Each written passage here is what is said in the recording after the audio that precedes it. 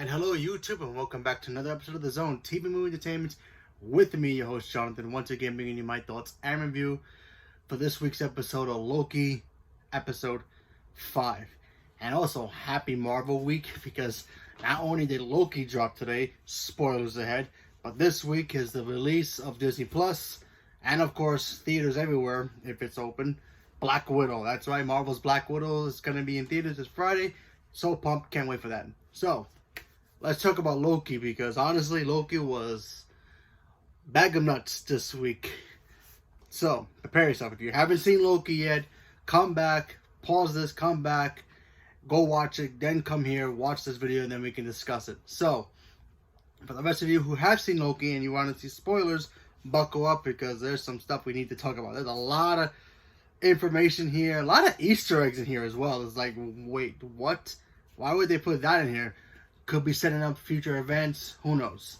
So, last week's episode, we all kind of saw the one thing we kind of were not surprised was going to happen, but actually were surprised that kind of did happen when Loki himself got pretty much zapped out of existence. We all thought he died. I'm pretty sure a lot of us thought, maybe there's something more to, people getting vaporized, out of nowhere or getting erased from the timeline. And some of us were right.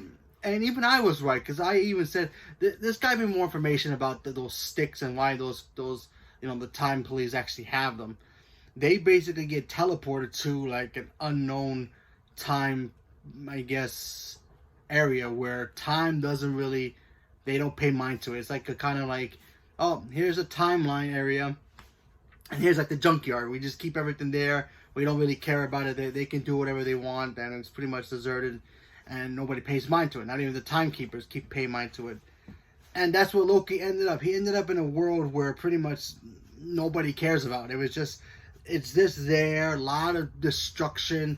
A lot of people get zapped there, from big ships to cars, helicopters, buildings, whatever it is, it's there. And there's no way of getting out of there unless you want to really get destroyed. And if you want to try to escape, you can, but the problem is there's this big cloud that has like kind of like a huge dog inside the cloud. You can barely see it, and it's pretty much guarding the area. Kind of like a purple cloud that just swallows everything up. So, and then when Loki shows up there, he ends up meeting 3 other Lokis that are pretty much variants of himself.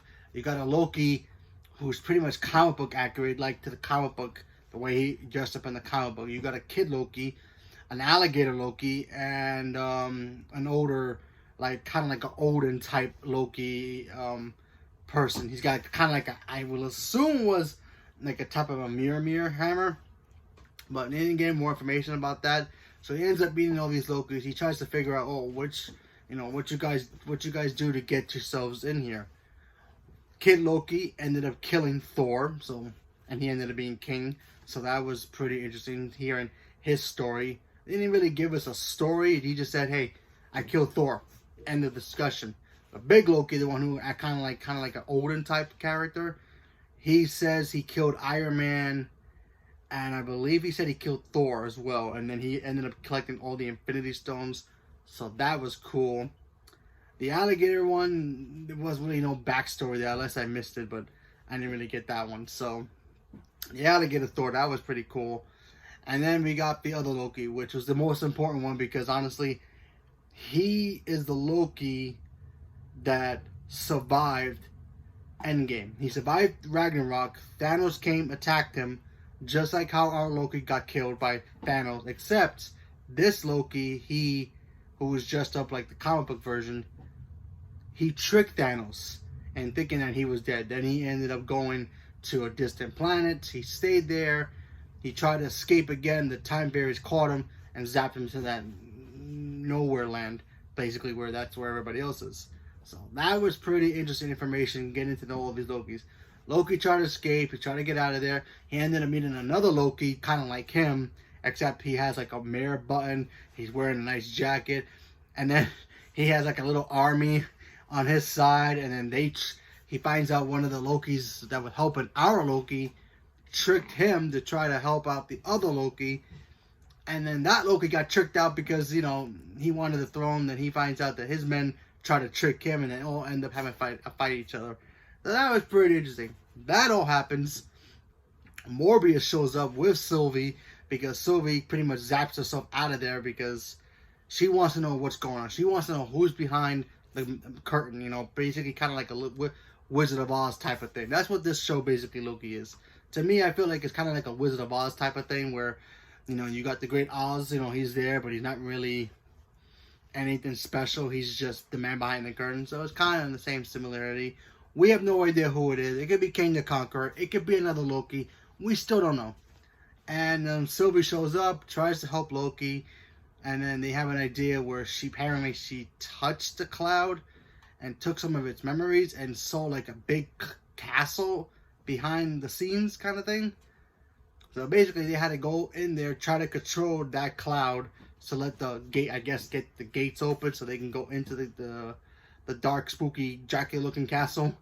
And that's basically what the episode was. And gotta be honest, very interesting episode. Oh, speaking of Easter eggs, there are a lot of Easter eggs in here. So if you did not see them, it's very hard to miss. I did catch a few of them. I probably missed some of them myself. I noticed that there was a Thanos helicopter. I believe that was in one of the comic books in the old days that he had a helicopter. So go figure. The name dropped Thanos too many times, so that was pretty interesting. There's one where you get to see Thor's hammer, but if you look really quick, it happens so quickly. If you blink and miss it kind of thing. If you look past the hammer under the ground when they were all hiding, there's a little jar with something moving inside, and it looked like Frog Thor. You guys know the comic book. There's a frog that took a piece of the hammer, like a shard of it, and touched it, and then it became worthy and became Frog Thor. It became the king of all the swamps. So that's cool. So that's interesting. Plus the alligator. It looks to me that maybe they want to set up Marvel's Marvel pets. So there's that. The Animal Avengers. That's a comic book. Look it up if you don't believe me. There's literally a comic book where all the Avengers are animals. So there's that. I mean, DC's doing theirs with super pets, so it makes sense. Except these are not their pets. These are more like if Thor was a dog and Thanos was a cat kind of thing. There's a universe where all the Avengers and all the villains are animals. So that's pretty cool. Except in one universe, Thor's a frog, but he got turned into one very different. Anyway, so cool, some cool Easter eggs. There is even some moments where we thought Sylvie and Loki were gonna actually kiss, because it looks like they have feelings for each other, but you know how they are, too proud of themselves to be to mention anything. Even though our boy Loki is bisexual, so that's pretty cool. So hey, if he likes her, cool. You know, if they end up hooking up, be kind of weird that he ends up liking himself as a girl, but go figure. But you know, that's how Marvel is nowadays. So that's cool. We didn't get no after credit, which is kind of weird, but they did go into the creepy castle. We didn't get to see them go in the castle, but they were walking towards it. So who's in that castle? Maybe the leader of the whole time variance, because we have no idea who's controlling them, who created them in the first place. Why is the time guys all robots? You know, who's really pulling the strings? I still believe there's another Loki out there who's the king of all of it. That's my theory. Maybe he's teaming up with King the Conqueror. I don't know, but something's going on. We're just gonna have to wait till next week. I think next week's the last episode, or there might be a 7th episode. I'm not really sure, but it is interesting to know that we're this close to figuring out what the heck is going on.